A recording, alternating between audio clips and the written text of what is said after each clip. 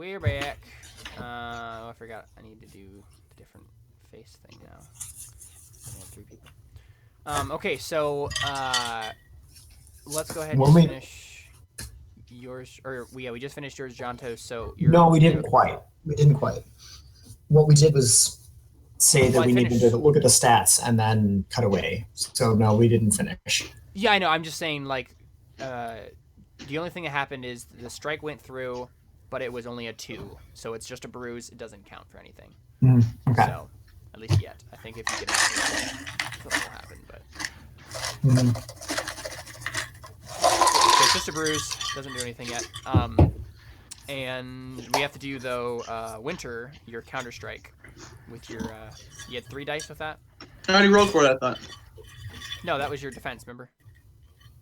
And then he rolled another 3 dice. Oh, did he? 3, 2, 2. Oh, so you got a 2. You got 2 successes. But again, yeah, he doesn't. The ob for you is only 1 because he doesn't. Yeah, it's just. Yep. He's not defending, so. Which means you get 1 success over, and you're using a longsword. Yeah, you can't add any more to that. Oh wow, I forgot the weapon power.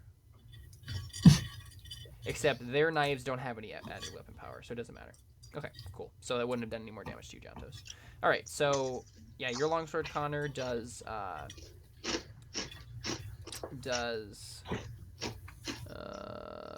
let's see, 3. You had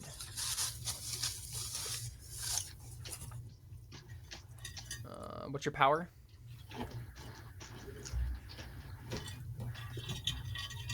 Four. Okay, so it's half of that rounded up. So that's 2, and then you get added 3 because you have a sword. So you did a 5 wound. Dang. And for... I gotta duplicate this sheet now.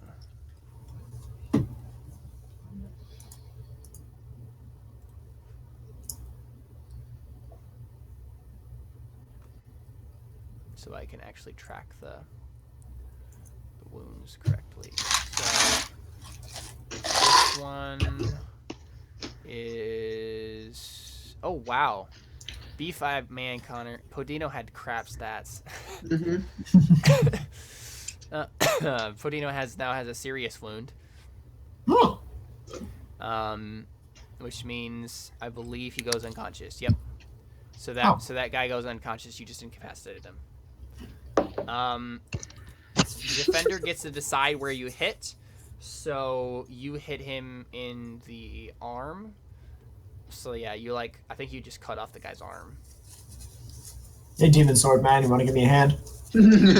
you cut off the guy's arm. Yeah. So what does that look like, Connor? Like when you're using corruption? Winter's using corruption there. Something physical happen. He just gives it over to Eurus. Not in a mechanical sense, but in a story sense. He lets Eurus guide him. Okay. All right. I mean that's. So he's cool and calm and collected, I guess. The first volley is done, and one down, 2 to go. Yeah, one is down, so they're not. This is awesome. Any stuff anymore? Okay, everybody flip over the next stuff. Just the first card. And yeah, Winter.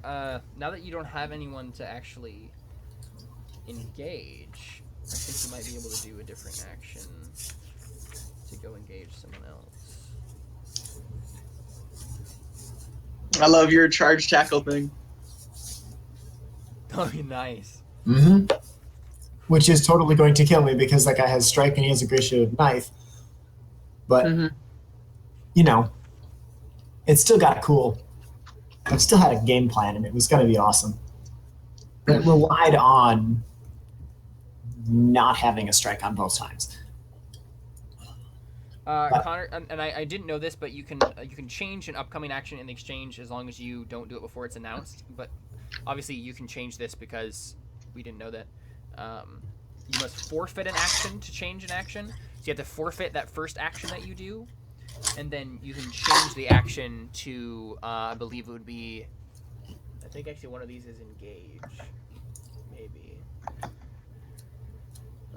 Maybe not.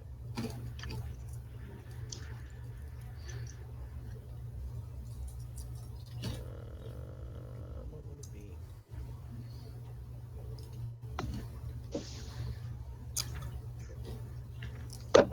Here you go.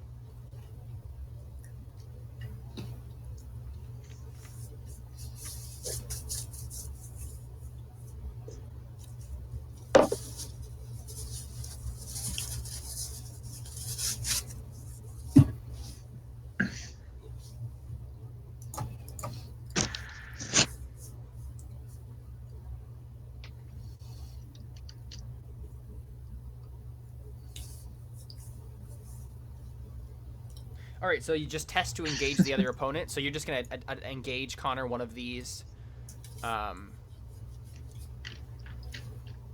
of these.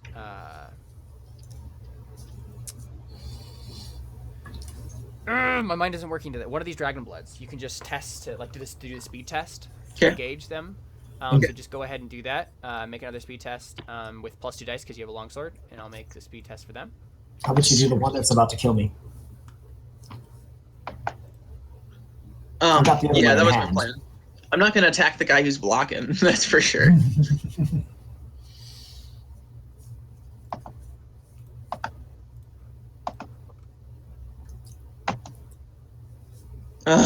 Only a 3. You still succeeded though, so I got a 2. Okay. Yeah. But then so he gets +2 successes to that, right? No, it's just modifier. He's engaging again. Like that. Oh, that's the point. this is the for engage. That one this opponent. is not the sword. Yep. Okay. So basically, what happens, Connor, is you engage that person, and you can still do your feint if you want to. If you don't want to change that action. What does that mean? Feint means you pretend to strike, and then they. Yeah, I guess what does it mechanically mean? Except it only really works against defensive actions. Oh. And well, could I have just said that I was going against the blocking guy then? Because yes, just do that. That makes sense. That meant. Okay, cool. Yep. I'm getting a 9. So you're just gonna make an ob1 test with your sword. Yay! So let's do that first. Does it carry over? Does the corruption thing carry over since this is the same encounter? Or is only one test? It's one test, yeah. Crap. Well, I am Scrooby Dooby Dude. You can use fate to give yourself +2 dice.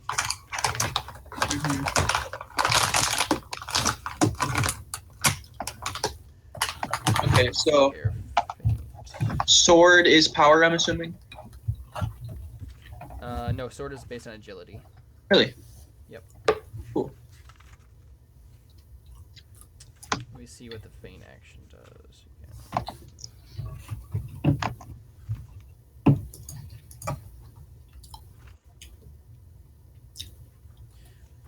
Yeah, we might as well. Yeah, I'm going to spend the fate on this one.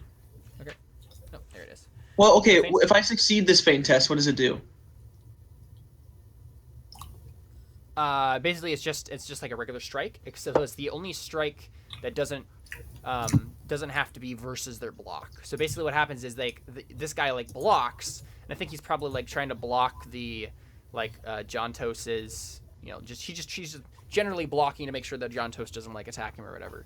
And you just find an opening where he's blocking over to this side, and you just squeeze in and just cut him in a space. Well, I was assuming that I go up like this, and he raises his shield, and I just swing up and under. Sure. Or down and over. Yep. So just roll your sword like you would, and then base ob is what? Base ob is 2. Okay. Because it's an ob1 test, but it's doubled because you're untrained. Well, then the base ob is 1 because it'll automatically do that. Yes. Sorry. Base ob is 1. All right, so you Wow. succeed then. With 2 successes over, so you can make it be one damage category higher if you want to. There's also a Yes. 6 there. There's also a 6 there. Well, I just spent my last fate point on that. So. Oh, okay. Yeah. Oh, did you?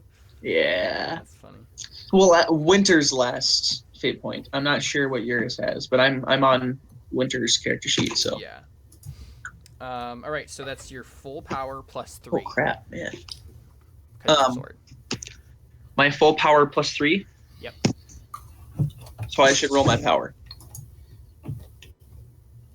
No, it's just what is your full power? Oh, Plus 4. 3. So 7. You just chop his head off. Holy crap! So I go down and he lowers his shield and I just swing up and cut off his head, dude. Okay, so then my next attack is. Hold on, don't do it yet. Don't do it yet. Okay. Because you gotta go to I need to John get stabbed Joseph's. and killed first. Yep. Right. Because my amazing plan to take out 2 enemies Well, it worked really well for me. did for you. Yeah. So yeah, charge tackle versus strike. So let's see. That's Probably just me running straight onto the point of his knife and dying. half of your fort is what it says. I don't know exactly what that means. Let me look. I have 2. That means 2. So you test your.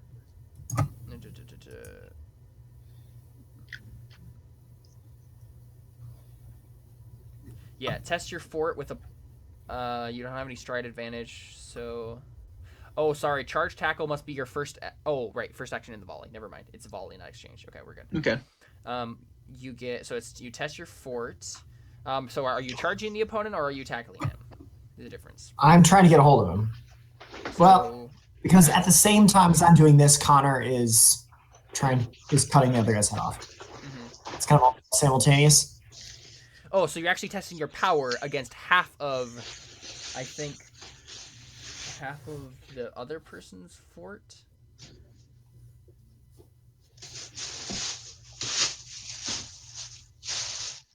It would seem to make sense that it'd be a power test, but I don't really know. Yeah, it says it's a power test. I'm just looking at the icon. It's an obstacle that says half fort. I'm guessing it's half their fort. Yeah, I'm assuming it's half their fort, so it's just a 1. So just make it odd 1. Okay. I like this. So you're gonna go ahead and do your power. So if you tackle, you take your opponent down with you. If you win the versus test by a 1 or meet your obstacle in a standard test, you stagger your opponent. He's at +1 ob to his next test, whatever it may be. If you win the versus test by 2 or exceed your obstacle in the standard test, you knock your opponent down. All right, and then I'm forking in knives and brawling again. Sure. Base ob is 1 because. Yep.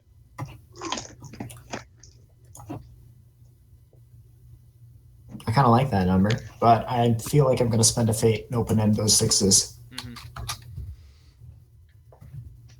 So at 2 of them.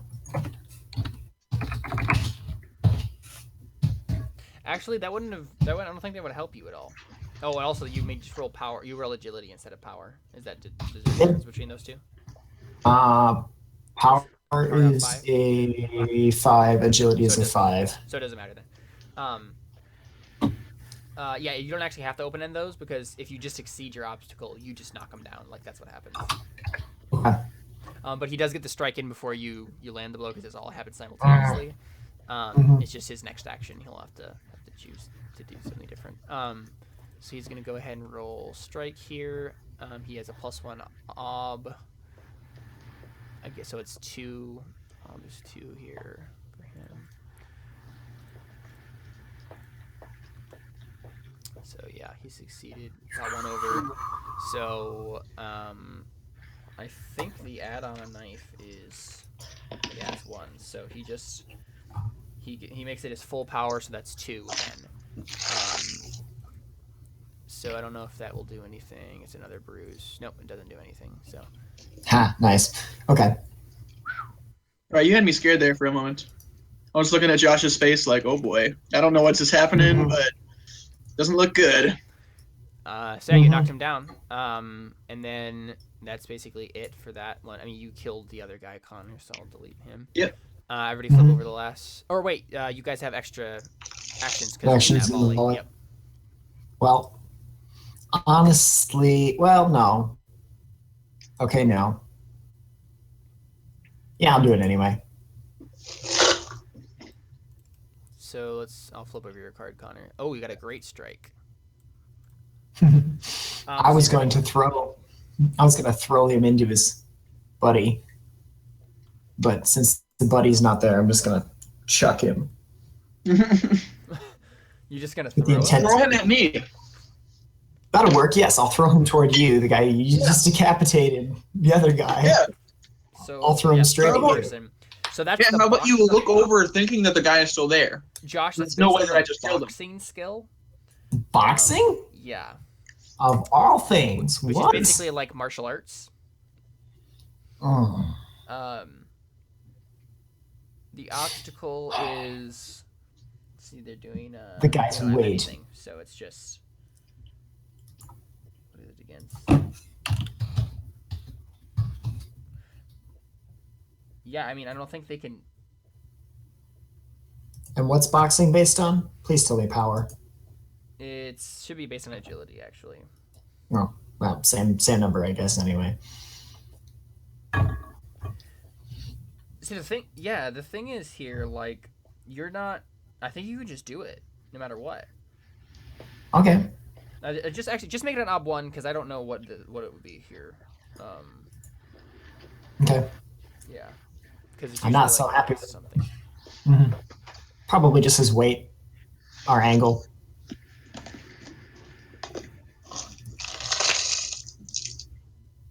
That was easy enough. All right, so yeah, you just throw him. It was going to be all awesome. I was going to tackle the guy and then throw him into his buddy. And well, yeah, so I'm assuming. So there's, I think what happens? Yeah, I mean, you were going to throw him into his buddy, and so you maybe just do that without thinking about it. But his buddy's been decapitated. You throw him right at Winter's feet, and I think you just do the great strike on the guy, Connor. Yeah. So that is. I mean, it's just ob 1. Really? because I knocked him over with the tackle. Yeah. So he has to hesitate for the. He also doesn't have an action. Yeah, like he either hesitate or penalty, and yes, we also have the speed advantage on this guy. Podino really wasn't a very good melee fighter. No, he was not. So yeah, great strike. Great strike costs 2 actions to perform. Apparently, what? Yeah, I should really look at this stuff. Dang it! Just make it a strike. Just make it a strike okay. instead. All right. Okay. So 2 modifiers. It's ob 1. 2 modifiers for the sword, right? Yes. Okay. All right. So you just do what is it? Half of your power. That just happened. I succeeded. Okay. Half your power plus 3. Power's 4, so 5. So 5, I think. Yeah, you do the same thing you did last time. You serious wound. He's incapacitated. So you just stab him in the chest, and there you go. I mean, that's the whole thing. You just stab him in the chest, and then they're both dead. That was actually pretty like good for you guys. Like if I would have used any other stats but Podino's, you probably would have died. Yep. Because they got some good hits on you. It's just they didn't have any power. Well, yeah. We also have never used the rules before, so yeah. I think this was a great way to learn because I love it. I like the volley system, so that it's not like I'm going to do a thing and then they're going to do a thing and then I have to sit here helpless while my 2 team members are also doing things and are dying over there, and there's nothing I can. We pick what we're going to do ahead of time. And that also adds to the chaos of battle, like, right? Like, you're set of, like, all right, I'm going to do this stuff, but then, even if it doesn't necessarily make sense, I mean, you can change your action, but it costs. Hesitation, so, yeah. So, like, Podino coming in and taking out that other guy, I mean, it worked out well this time that I decided to throw the guy, Yep. but Cool. I mean, yeah, you dispatch the rest of the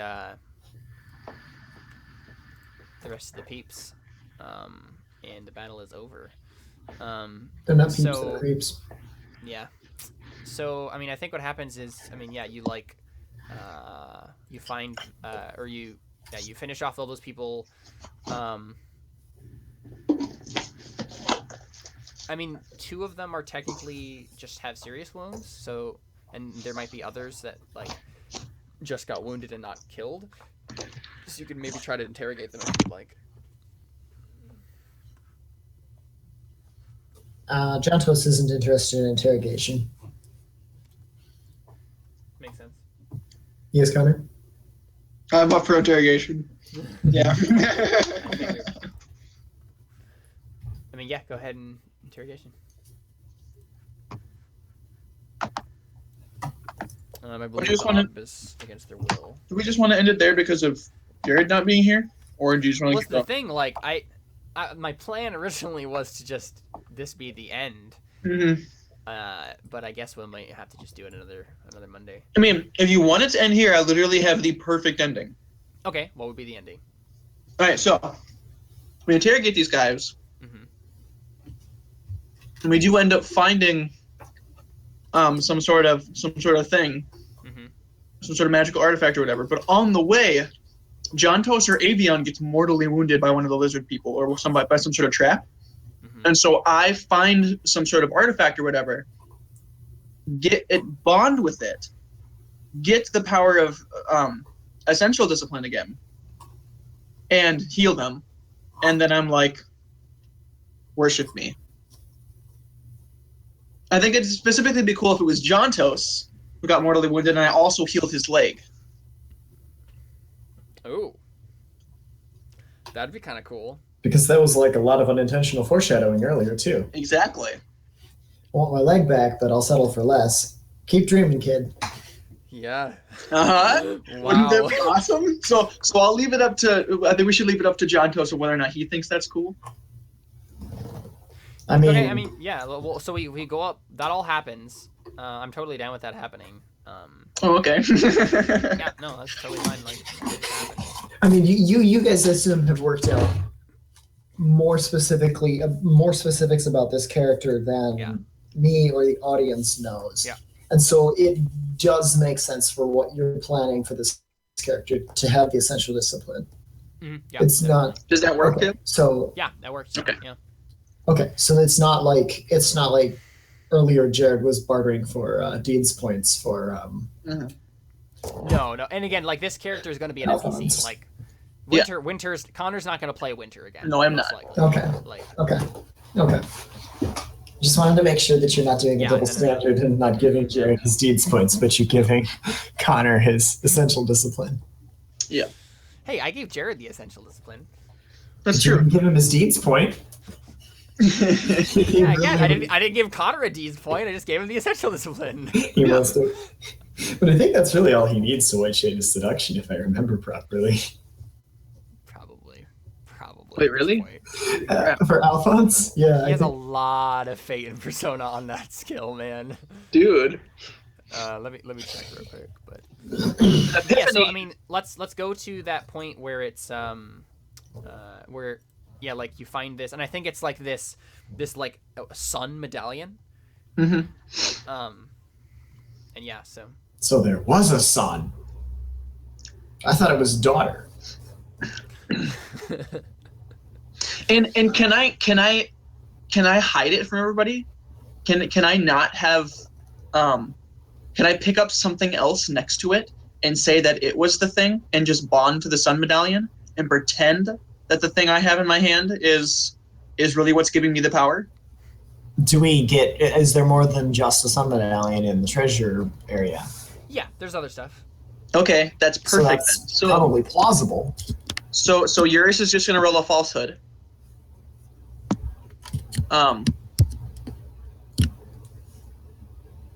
And yeah, Jared is 1 deeds point away from gray shading his seduction for a scene. Like he can get aesthesia. He can't get an epiphany until he gets 3 deed points, 10 persona. 14 more fate, 5 more persona, and 3 deeds on that skill. But like legitimately, yeah, if he spends 1 deed point on it, then he can gray shade it for a scene, or white shade it for a scene rather. White shade it for a scene. So for modifiers, what does fate? What does hatred do? Hatred. Good question. So I need this falsehood to go well. So let me look. And I'm assuming I can fork in poisonous platitudes, soothing platitudes, and ambition-wise, correct? For the sense that I'm trying to heal Jontos in doing this.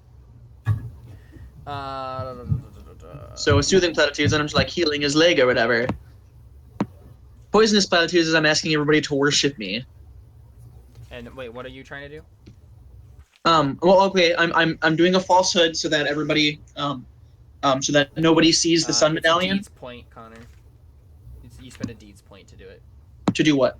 To use hatred on the roll instead. Oh, I don't want to do that.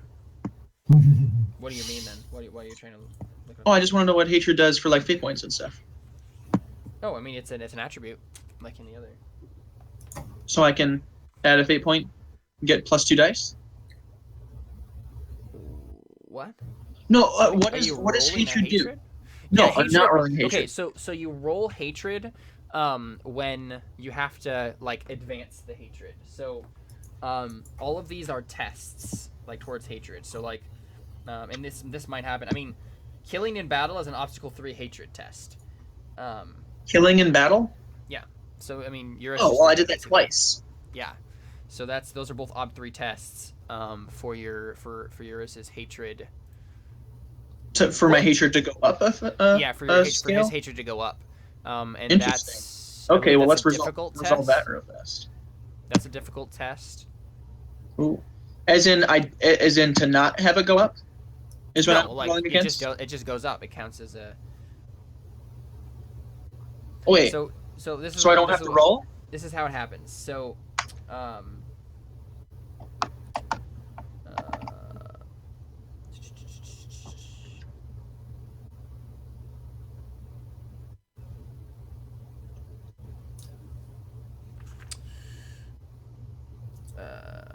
logging tests for advancements. Fill in any 2 difficulty categories in the attribute advances. Okay. But yeah, like I mean, this is a legitimate thing. It's, I guess you can make the test. I think. I'm just not sure exactly what it does. Well, let's just resolve that afterwards. Yeah. I just want to know whether or not I can spend fate on, because of hatred, to add something to my falsehood roll, like I can with corruption. No, you can't. Okay, that's all I need to know. All right, so I'm gonna roll falsehood. Can I fork in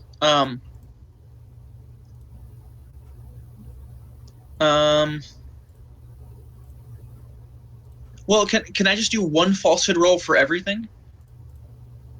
Or do you want me to do a falsehood roll and then like a poisonous platitudes to ask them to worship me? So what are you trying to do exactly? I want to hide the medallion. Okay. So that nobody knows that I bound to it. All right. And leave it in the treasure room. That's inconspicuous or stealthy. Okay. So not falsehood? Nope.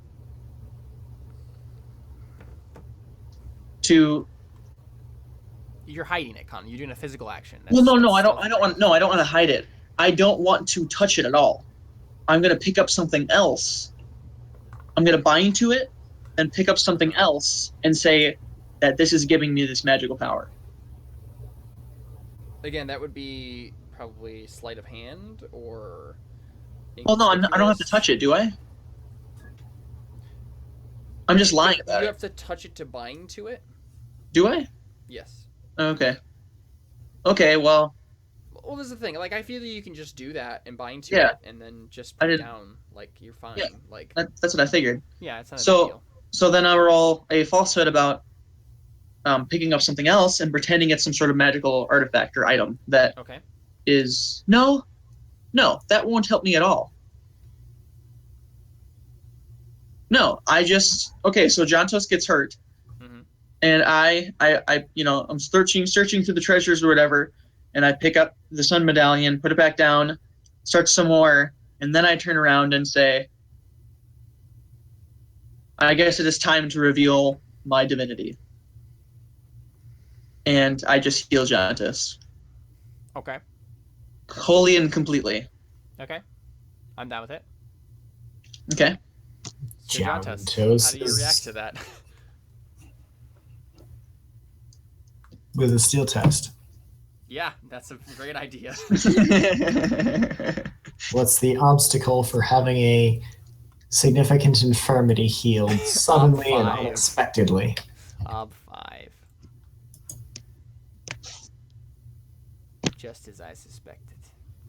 You can roll fate, or you can use fate to reroll that. I don't think I want to succeed this steel test.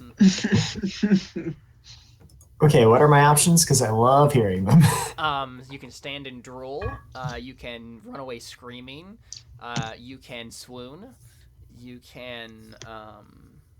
Yeah, I hope he runs away screaming. Fall prone. I'm gonna do that. Fall prone. Yes. Okay. Yes. How so?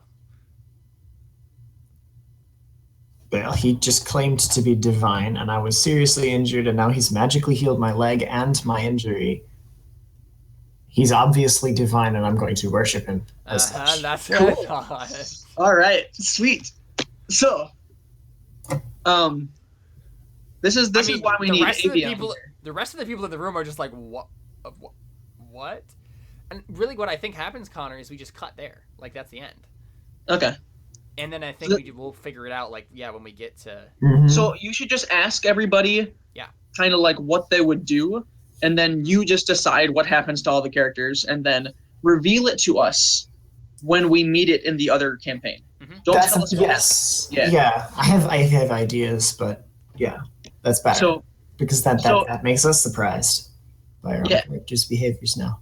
So just ask Jared what he would do if that happened. Yeah. And then ask Trevor what he would do if we came back with all of that happening.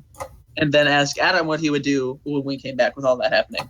And then figure out all the details. And then let us know in Crow Inquisitors as we discover it ourselves. Yep. Yeah. That's really fun. All right, cool. I'm super down. All right. I mean... this basically turned out how I wanted it to do, is give me a direction for these characters. Cool. Oh, goodness. Cool. I mean, let's go ahead and do fate and stuff. I mean, why? That is a good valid question. Yeah, I guess it's not going to matter. Well, I mean, you can do it for Jantos' character, right? Because he's going to be continuing with his character. Well, yeah, let's just do it anyway. Because it kind of gives us a recap bit too. So, you want to do it for me too? Let's do it for Winter too, and Eurus. Yeah. All right. Okay. So let's start with you, with Winter. Oh, I forgot my name is Winter. All right. So I know that this demon is all I have, and I'll find a way for me to coexist with it, no matter the cost. I will start by proving myself worthy of control of my life. Wasn't anything too major with that. Yeah, I know. I kind of gave him control of him at all, so I was afraid of dying. So, I want to find someone else to share my life with, someone that truly understands who I am and respects me for who I am. Hey, you tried. Suo. Okay. That was just a glorious, massive, awkward. That scene was fun. Instincts never make Eurus angry. Always blame Eurus, even if I am the one in fault. Always inventing something. None of those got you into trouble, so. Technically, I can make an argument that never make Eurus angry. Did come in handy when I gave him control. Yeah, but it ended up with him bonding to something again and not needing me as much anymore. But that wasn't a direct. Yeah. So, but either way, it doesn't matter. I don't need the fate points because I'm never gonna play this character again. So. Yeah. So I think I would give you fate for brave because that got you into trouble. I mean, just like, hey guys, let's go onto this island and just go search out this treasure. Awesome. Oh, I forgot you're lame, Connor. Oh. I totally forgot that. That probably would have done something in the combat. Let's just say that that's the reason I got injured. I didn't. Yeah, well, that could be, but also I didn't because I gave control over to Eurus. Yeah, but that doesn't take away the... Oh, no, it does. We did decide that. Yeah. Uh-huh. So... Oh, man, your stride would have been reduced by 1. Oh, man, that's actually really important in fight. And that's why I gave control to Eurus right away. All right, so then for Eurus, I will take complete control of Winter in order to complete the plans of my master. I will start by making sure he feels worthless and incomplete without me. You did a pretty good job of that. The people on this ship... Master. That's glorious. The people on this ship could serve me well. I will do whatever I can to make sure they trust, serve, and follow me, whether they know it or not. I would say that was completed. I would say that's a persona right there. I will find something else of major power to bind myself to in order to fulfill the plans of my master and become an immensely powerful force. And persona, although you technically didn't actually like roll for any of those things, really. It just kind of happened. Sweet. Instincts. Always use humans to do my will. Always help the master with every breath. Always demoralize Winter. None of those things got you in trouble. So. Yeah. I don't think Poisonous ambition, thunderous voice. None of your traits got my you master. so. Okay. Yeah. You also have to come up with who my master is, by the way, and have to be really. Oh, I totally know who your master is. What are you talking about? He's already 4 steps ahead of you, Connor. Interesting. Okay, so Jantos. Hi. I want to make the best of my new situation, so I'll try to make friends with the crew. I definitely work toward that. Yeah. I've been unhappy and I don't want others to feel that way, therefore I will cheer up others with my wonderful stories. You tried, it didn't work, but... My brother got me this job as a cook, so I'll be the best flaming cook I can be. I work toward that for certain. Instincts, always look for the best in a situation. I don't think that got me into trouble. Always have a good story. Didn't really get me into trouble. Is drinking to be done? I'll be part of it. I actually did some drinking this time, but you did, but it didn't get me into trouble. Yeah. I was kind of hoping I could get into trouble for that because I haven't gotten points for that one yet. And I think we can say that crippled and unlucky. Yeah. Because get faith for that. I got mortally wounded and then magically healed. So I'd even say that since the end of the encounter, we could vote crippled off of me. Oh, wait, yeah, definitely. I mean, this is the end of the scenario, so yeah, we would vote crippled off. Is there any trait we want to vote on to Jantos? Believe? Is there what a if we believer? Gave him faith? Yes. Give them all faith. Yes, give them I think all I think Jantos specifically. This is the thing. I think Jantos specifically. I think maybe if anybody else goes, it would be faithful would be the trait there. If there's you will feed my army. If the other people like follow you, I don't think they would do it quite as fervently as Jantos is going to. Gen might. Yeah, that's true. Gen might. Gen really might. All right. So I mean, so you're legitimately worshiping a demon. I mean, that's what's happening. Yep. He's divine. He led us to this place where he could reveal his power, and he saved my life, and he gave me my leg back, and everything is wonderful. He doesn't know it's a demon. He doesn't care. Okay, so I have a few questions for you, Jantos, and this will decide your beginning faith. Whom do you trust most? Winter. When in danger, whom do you consult for aid? Winter. Ultimately, how can you best serve your allies? Best serve my allies? Winter. Yep. So your starting faith is 6. Wait, serious? Yep. If the player answers with the name of the deity. Yep. Wait, serious? Yeah. That's how it works. If that's legitimately true about your character, then you start off with... I mean, he's going to look to Winter for aid and for guidance and for... Oh, Winter's going to start a cult. Jantos is going to be his high priest. Oh, great. And you're going to tell, you're going to sermon everything.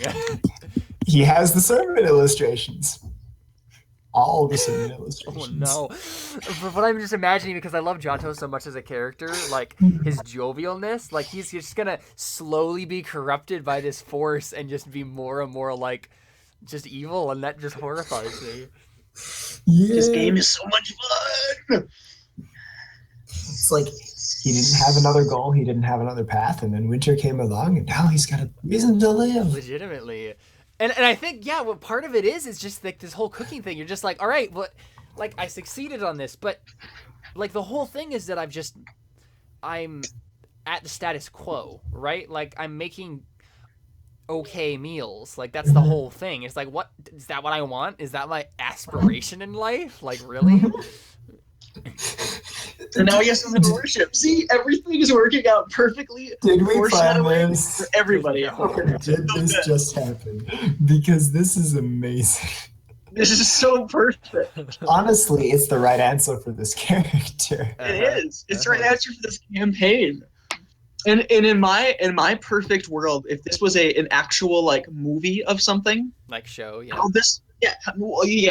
How this would end is Winter comes back with the gang, and Avion is like hesitantly like okay, I guess we have to do this guy once, but I don't know what's going on.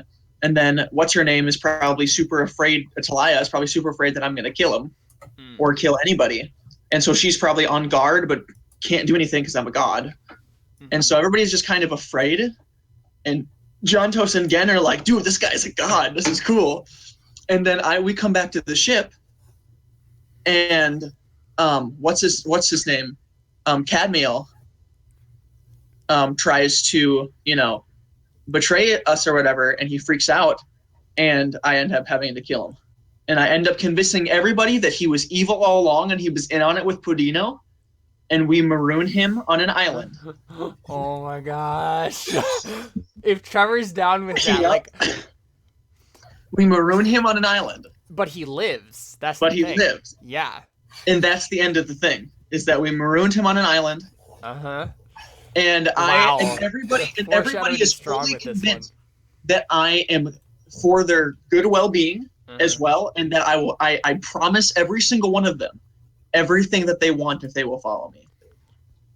And I say, Jontos will totally back it up. Exactly. And Jontos is like, I dreamed. I told Winter my dreams that he made them come true. And yep.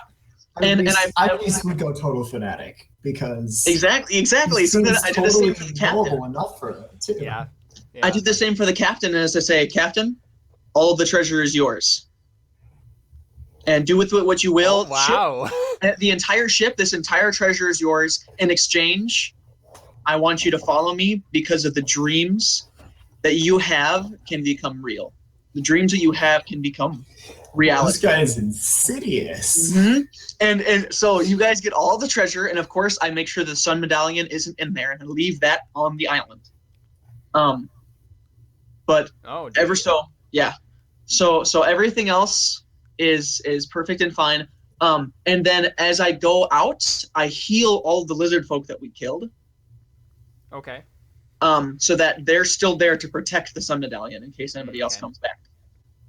And I probably improve upon them even as I leave, make them more powerful, and close off like the essential discipline is capable of. Yeah, so I think what happens then, Connor, I think you have the physical discipline instead of the essential discipline. Oh, physical discipline? Yeah, because the physical discipline is like you change like the anatomy and stuff. It's a lot more difficult. That's what I thought it was. Which would totally. The essential discipline is like you just like basically have this like ambiguous like energy that you just kind of pump into people. It's like life energy. Oh, okay. It can heal them a certain amount, but it can't like just bring people back to life. But it can't. Physical discipline would be able to repair my. Yep. Physical discipline would have been perfect. And then it's a different power as well as the other one. Yep. So then it's even more perfect. All right. So that's that then.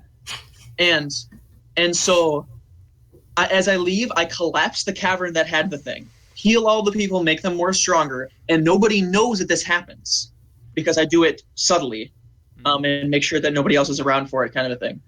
And so then as we leave, we send Cadmail on some abandoned island, and then I give them all of the treasure, and I say, there's more of this than this came from. I mean, treasures that you can't even imagine. Connor, did you just leave Cadmail on that island? Yeah, that would Yeah. make the story that much more interesting That because makes it what even I'm, more what I'm interesting. picturing this doing is that for the Crow Inquisitors, we meet Winter and Eurus, and we fight him, and then we realize he has another discipline, and we're like, we put the pieces together, and we're like, okay, we need to go find and kill this guy. Mm-hmm. And then somebody on the ship is a traitor and tells us about the where we were, where we went, and how he got this magical power or whatever. Supposedly when he manifested his divine powers, and then we have to go find the island again, do the same thing, uncover the relic, Yeah. and bring the lady even with, and be able to destroy it. And so it's this entire thing over again, except the stakes are so much higher. Yeah. So it just makes everything more interesting. And then when we get there, we find Cadmail again, and Cadmail's like, he's been living with the natives. Exactly. Yeah. So that's it's perfect. And so he's angry, and so he's gonna be total death when we get there. He's gonna have like convinced all of the Dragon Bloods that he's like, he's their leader or whatever, and show them the magic of numbers. He's a whirlwind of death and fury in numbers. Oh man, that's great. That's great. I love it. So yeah, that's perfect. Whether or not you want to use that or not. No, I mean that's totally what happens. Okay, cool. I'll ask all the characters like what they would do. Yeah. And if Cadmail is different than that, I mean then we can work with that. But I don't know. It sounds like we could do if we give his character that much awesome. I think he'll go for it. Yeah, I think he'll go for it too. But then for sure, I think Avion and Talia. I think Avion's just going to be like, I don't need treasure, but if this guy says treasure is insignificant to the thing that's awaiting, and he just healed somebody, I mean, there's more to this, and he's gonna kind of go along with it, and then when he gets the chance, he's gonna take everything from me, and he's gonna have some sort of like, backup thing where he's gonna be like, okay, I'll follow this guy until either I get what I want, or I can steal what I want from him and just leave, and then I'll have this all figured out, kind of a thing. And Talia will go along with it because it's her husband. So that'll all work out. And I think Iris, I'm not sure about Iris. Yeah, I'm not either. It's like he would buy I would think that he would buy the God story hook, line, and sinker. Mm-hmm. But whether or not he would want to follow me with that's the question. So what God are you pretending to be is one of the questions here. Are you making up a new steward, or are you pretending I don't say anything. I just say I'm a god. Okay. I don't think that anybody I'm a god of dreams. I don't think that anybody in the crew is theologically literate enough to know that there'd be even, to really understand that there are patron saints, and then there's the one circle again, god. that's the Serragon religion, right? Like the new Embody religion is a lot more like just like Greek pantheon style. But here's the thing: is if somebody asks, I say that I am the god of dreams. And I do so it I have to say, like, when you were doing that, like, did that dream line to everybody, I was like, this is like literally perfect. Like, it makes so much sense for this character to use that line on like everyone. Like, it's so good. So yeah. Okay, so the thing is, if you were pretending to be one of the Garrett gods, like, you could legitimately just pretend to be Atarian, like the main god, who's the god of the sun. I could do that. And I just say that I harnessed the power of the sun at the Sun Fortress if I wanted to.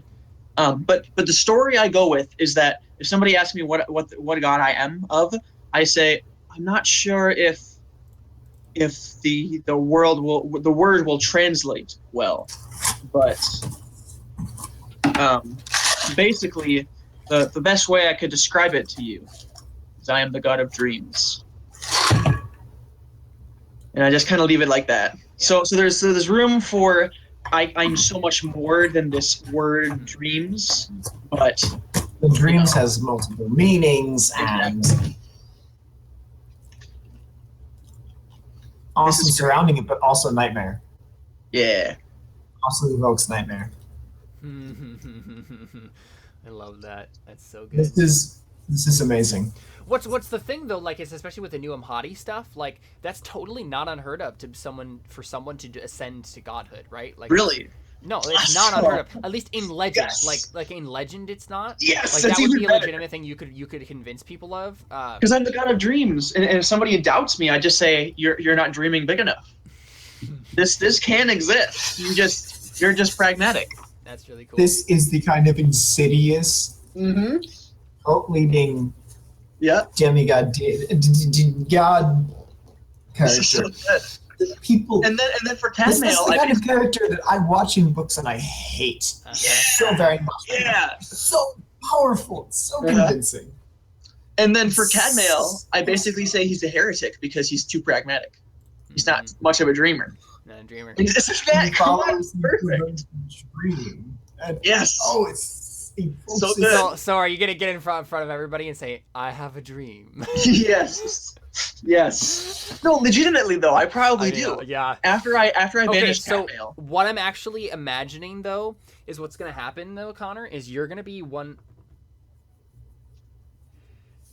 Your character is the reason that the rebellion in Lucerta happened. We're all. Oh my following our goodness! So dream. we're being sent to Lucerta to figure out what happened to the thing, and I'm just there, and I'm just like, yeah, I'm a god, and everybody's supposed to worship me now, and that's why the church wants everybody there, because it's like, oh, somebody's claiming to be a god, that's blasphemy. Let's go kill him. Yep. Legitimately. Okay, so tell me how that's probably gonna play out with Winter. Like, if he went there, started a cult with these people, and like tried to get people to like rebel against the church or whatever, like how would that have gone down, and how would you have failed? Because you did fail, in some way at least. Fails to take down the church anyway. Yes, failed to take down the church. Are you sure it's a failure and not just they're building up steam and have not yet reached peak efficiency? There was a legit rebellion in the streets. Okay, so it's a serious revolt that has been put down. It has been put down. Yep. Because we didn't dream big enough. Into your yeah. Because we didn't dream big enough. We didn't dream hard enough. And... Yeah, I mean that's probably what it was. But I think it's just that. Oh, Winter ruined it all. Eurus had all these plans, but Winter was falling in love with some girl.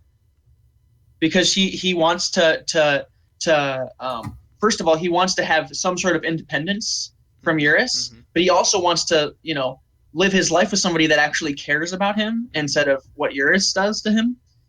But he knows that he needs Eurus, so he's not going to go like overboard and try to kill him or overthrow him or whatever. But he's distracted, and he realizes that Eurus does need him. He needs him to give him control.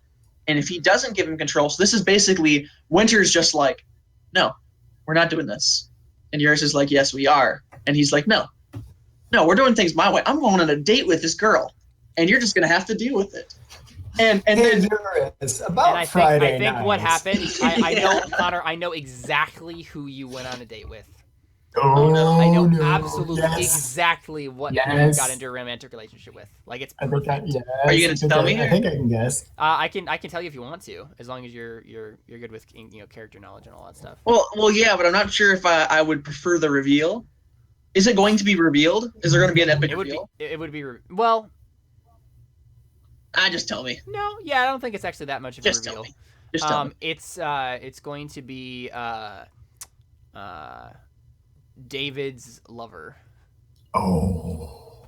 And she was the inside person, like who like she's part of the church, and so she legitimately like found out you were the leader of this thing, or at least were a part of it, and then started like romantically pursuing you and pretending to be someone that she wasn't, and then she got into a position where she could just take down your stuff from the inside, and that's what went wrong.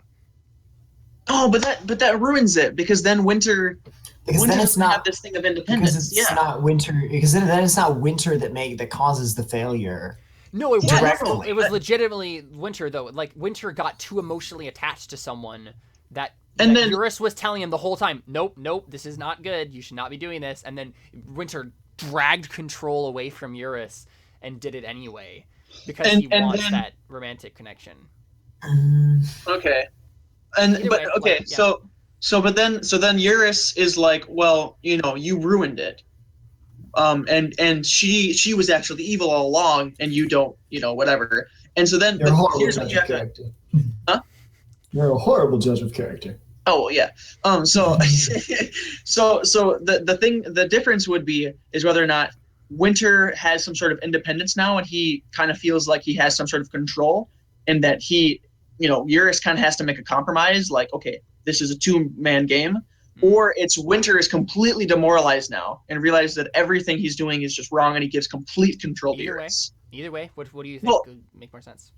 Well, both of them make perfect sense of what would happen to his character. But it's whether or not how you want to take the bad guy. Is whether or not you want the bad guy to have like some sort of double complex thing, or So whether or not. in other words, do we want a Smeagol or a Sauron? Yeah. Yeah. And that's the question there. Because Smeagol can be redeemed, but Sauron takes a lot more work. I think I want a Sauron at first. Like, I think what happens is basically, like Winter is demoralized and just gives up or whatever, and then Eurus is in control, and that's so more of a Darth Vader then. So basically what happens is, Eurus starts building up the rebellion again, builds up the cult again. Dude, it's literally Darth Vader and Emperor Palpatine. Yeah. Oh, dude. And then, so basically what happens is we build up to this stuff, and then once your characters get involved, they might be able to pull Winter out. But, But we'd have to see. Yeah. I mean, Jared will at that point have ingratiated seduction, so... You mean a white shade? Yes, white shade. A god. He wants to be the god of hair. Hey, we gotta be honest. Binders are technically hermaphrodites. They really are. Yep, they're both genders at once. Yep. Interesting. Yep. Strange. Yeah, but okay, so Kentarius though is gonna be like, no, this is my son. We need to find a way to release him from this, and everybody else is gonna be like, well, no, we just need to kill him. So it's just gonna be perfect. Mm-hmm. It's gonna be the perfect thing, and then the thing is, push it further without. But here's the thing: we shouldn't push it further without bringing the rest of everybody in, because we're having a lot of fun with this. But if we want to leave it wide enough that we can play a lot of good, and we can still have some cool reveals. Mm-hmm. Yeah, is the thing. So I think that's the basic idea there, and then I'll ask everybody what their reactions would be to that, and then I'll start filling in the details of Caleb, what's been happening. Yeah. So the question is, does the one ghost person that's always watching our stream get the exclusive preview, and we cut it off at whenever we said let's end there, and then we have all of this kind of more spoilery, more meta stuff, just sort of in the background to be released once more of it comes out in the Crow Inquisitors campaign? That is a good on YouTube question.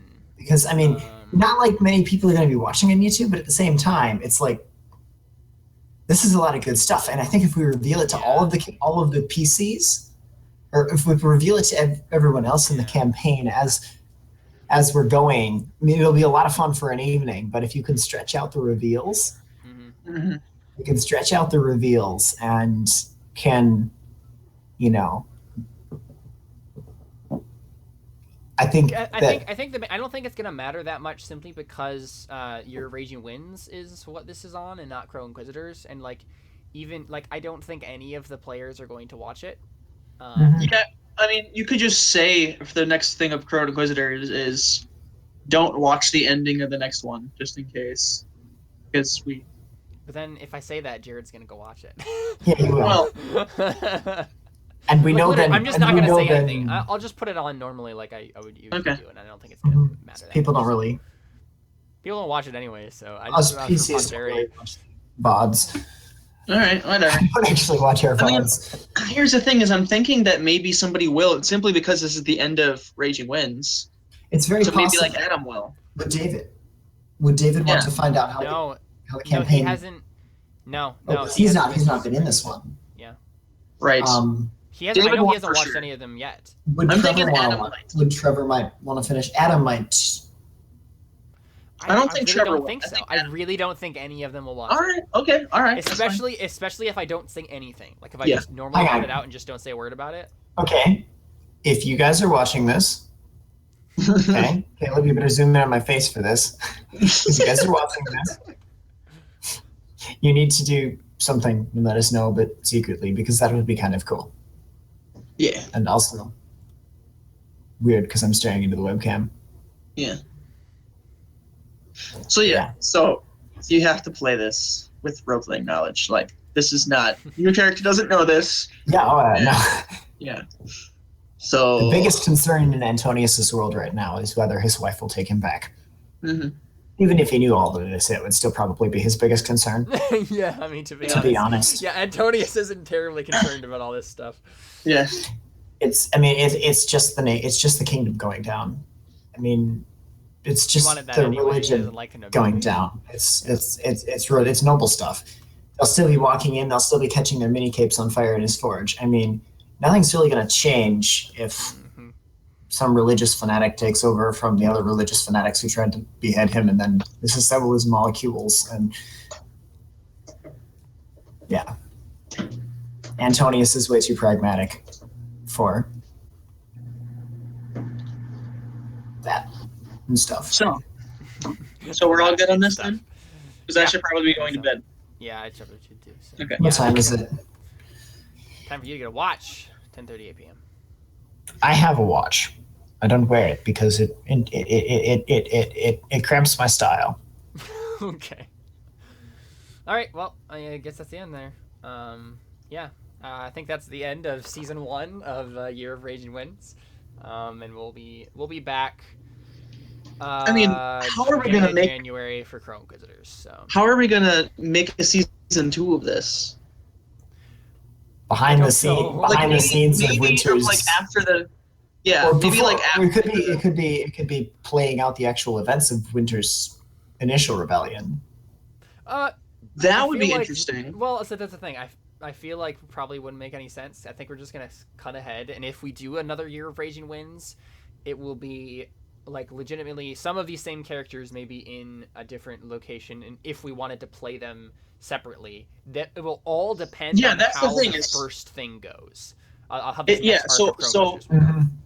So let's say the end of Crow Inquisitors for the next season ends how I said it was going to end, and we all go to the treasure island and are on this hunt for this artifact, and we find it, destroy it, and then Winter gets there just in time to watch the medallion be destroyed, and or he has a couple of Antonius's forge, no less. Antonius got a portable forge. Yeah, and he melted it down. No, you have to go find the dormant volcano. Remember? Yes. Yes. Then they use the lava of the dormant volcano to melt it down and make it into spoons. Mm-hmm. Mm-hmm. Yeah. No, but okay. So all of that happens or whatever, and we destroy it, and then everybody's free from the demon, and then it's just they're going on an expedition again with all the same characters, or it's just the continuation of their lives after they realize that the god wasn't real. Yeah, it depends. It totally depends on how this goes. But I kind of want to play this Jontos as a religious fanatic now. Exactly. Yeah. So this is what I'm positing is this is so good. Entirely possible that one of the characters in Crow Inquisitors might die. And these characters are totally up for grabs to play if that's the case, So the power dynamic would be interesting because you would be 3 life paths characters against with the 5 life path characters, but I would say that you could add another life path during the whatever interim. So it's only a couple months, and that's not enough for really a life path. Well, so we can just say the same age and then just get the extra life path. I would probably give you some skills just based on your experience, just say, Jontos got some doctrine or whatever, but we can just do that on a case by case basis, not just actually give you a life path. Okay. Because it wouldn't be enough for you. It's only a couple months. It wouldn't be enough for a full life path. So. Well, no, but we can just say that they get an extra life path, and it took them 2 months to do so. I guess. We could. I mean, it's not that. We can just ignore the timing rules. Yeah. Because, I guess that makes sense. Jontos is going to religious fanatic from cripple or cook, sorry. So, that technically can't happen in the burning wheel rules anyway, but I would say these are extenuating circumstances. Mm-hmm. So, yeah.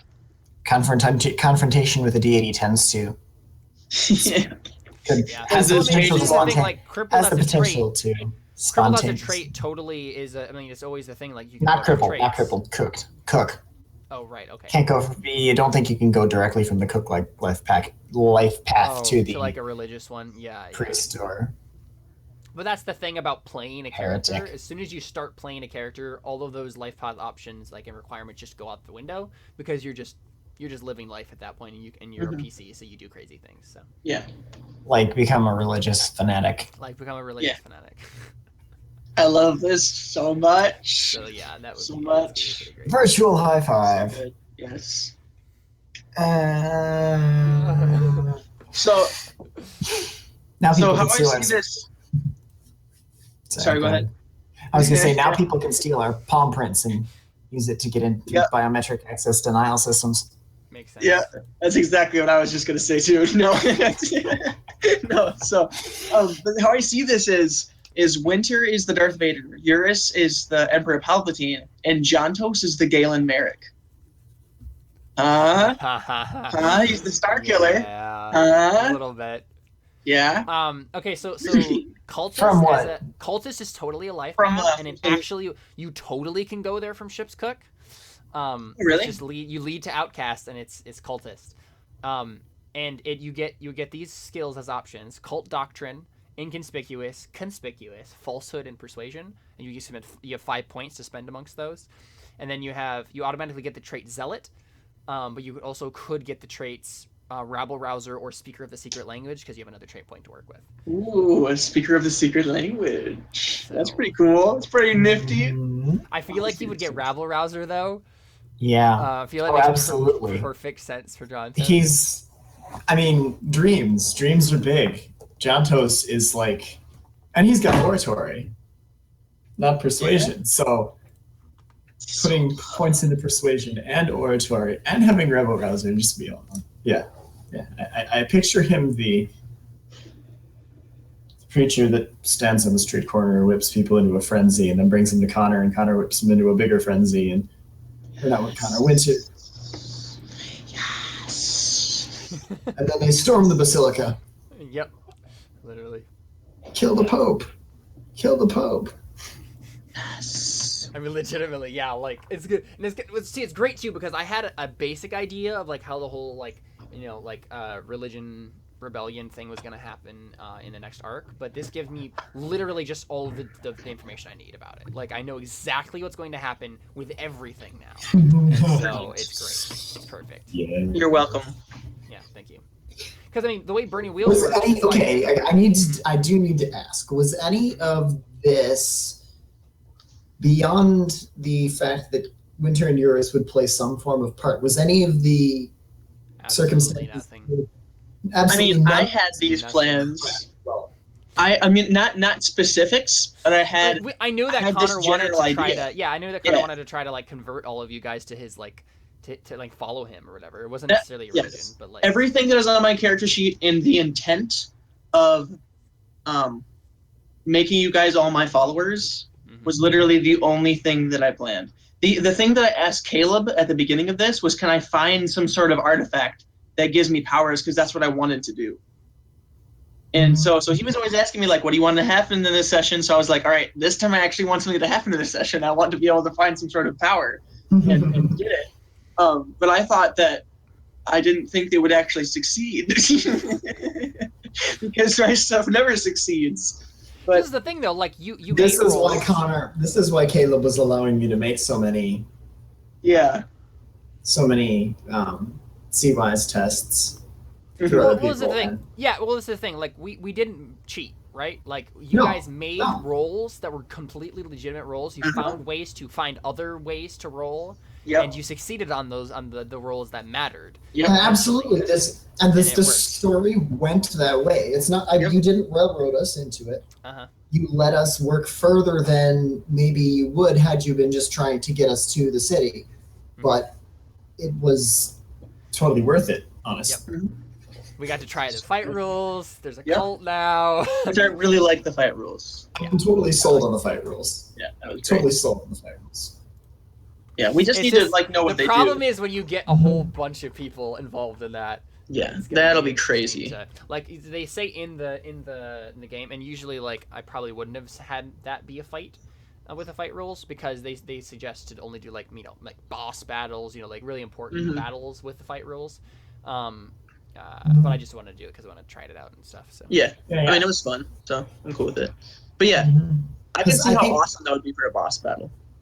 But at the same time, fighting low-level NPCs could go really wrong really fast. Mm-hmm. And the fight rules aren't forgiving enough that you could have your low-level gate guard take out half the party by mistake. Mm-hmm. If you did the number slightly wrong, or if they got really bad rolls. Yeah. I mean, legitimately, if they have a spear and like you lose the engagement you're dead. roll at the beginning, you're just dead. Like they have you at range, you have this knife, and you cannot close in on them, and they just stab you with a spear.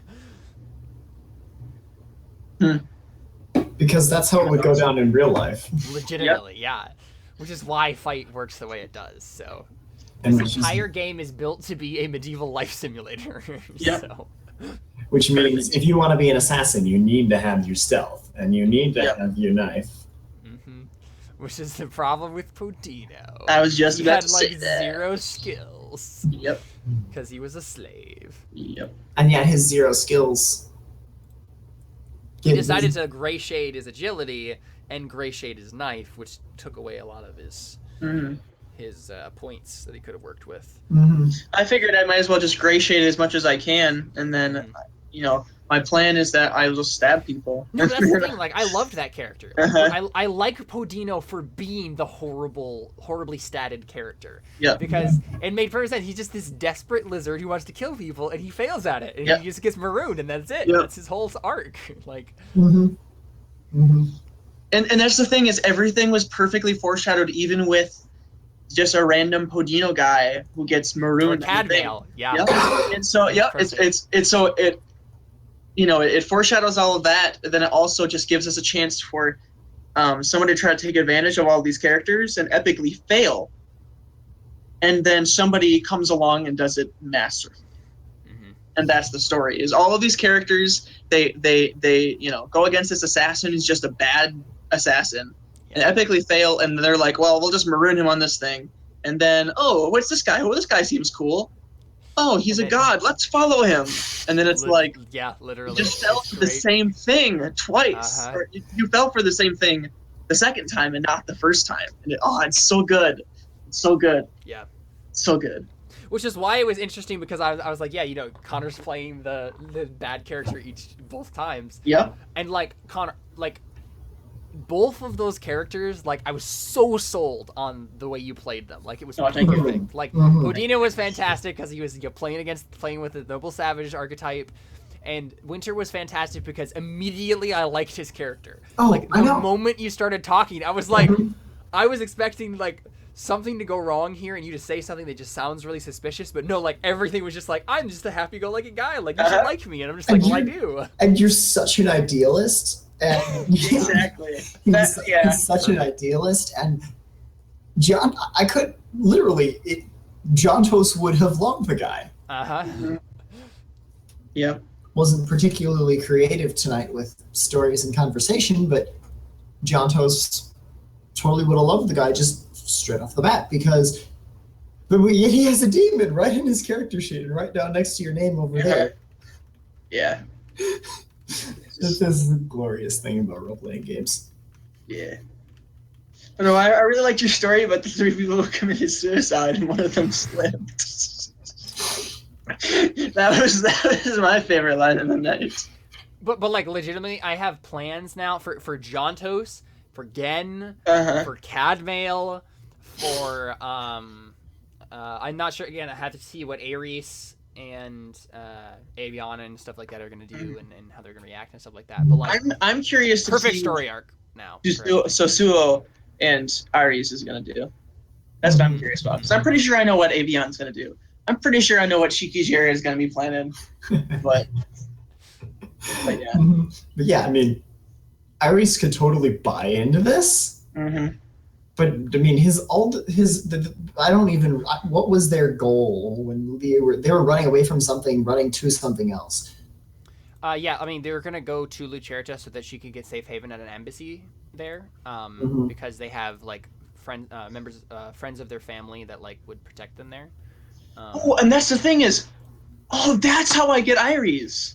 Is I just say I'll protect your girl. Yeah, I mean, that's pretty easy. Yeah, I mean, I am a god. Like, there's nothing I couldn't do. It's also very connected, Connor, because Winter is technically half Techo, and his father or his grandfather was the ambassador at the embassy. Was he really? Remember? Oh, that's perfect. So I know exactly what you're going through. I know exactly what you're feeling. My grandfather was also the same thing as you are. So I know I can protect you. I know exactly how to protect you. And so I got Aries. Just remember that when you ask Aries about that, that's what I say. Is I'll protect your girl. Right. So you guys just built a bunch of connections for this character, and it all worked out. Yep. Mm-hmm. Well, this game is great. Yep. Mm-hmm. Yep. All right, I really need to go to bed though. Yeah.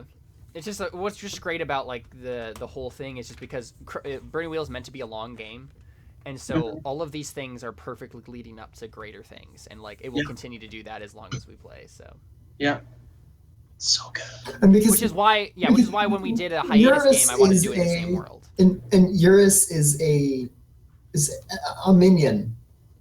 Yeah. Is the awesome part about this too. I mean, Winter and Eurus is this super strong, super villain character, and could totally be a standalone villain for a whole long role playing game. Mm-hmm. And right on his character sheet, we can tell Eurus is a minion. Yeah, Eurus is not the last bad guy. Yeah. It's just a minion, and yet it's gonna be tough. It's gonna be very tough, and that's what's great. I love this game so much. Yeah, Eurus by himself is not like super powerful. Like he really isn't, except for the ability to talk. And so he has these followers behind him. Exactly. That's what I was planning on doing from the beginning. Yeah. Is all he needs is one ability, so that he can take out anybody that resists him, which is the physical discipline. And so he can talk his way through everything, get everybody to like him, and then as soon as he gets power, he's in control of everything. So it's perfect. So now he has power and he can defend himself, and he is super powerful. Yeah, I'm imagining like Winter going into Lucerta and just like doing miracle healings like all over the place. Yeah. And he just starts like just following. Oh my goodness! Remember Fullmetal Alchemist? He's brother. Oh my gosh! He's the guy. Yeah. He's the guy at the beginning. Yeah. He has the Philosopher's Stone. Totally. Dude, this is so cool. I remember it now. Is this FMA Brotherhood? No, there's FMA. No, there's FMA. One. Okay. I only got one episode into Fullmetal Alchemist. Maybe two. That's the first episode. Is that they go into that city, and then there's that father guy. There's that priest guy. Yes. Yeah. Yes. Yes. Yes. And then it gets into that. Okay. Yes. Yes. That's right. So good. Perfect. I got wrapped. Okay. I kind of missed the exact nature of that because I was caught up in the weirdness that was around it and the full potential of the alchemy magic system. Mm-hmm. Yeah. So good. Yeah, and that's the fact that it's a visually interesting interesting system. Yeah. Circles and shapes and stuff like that.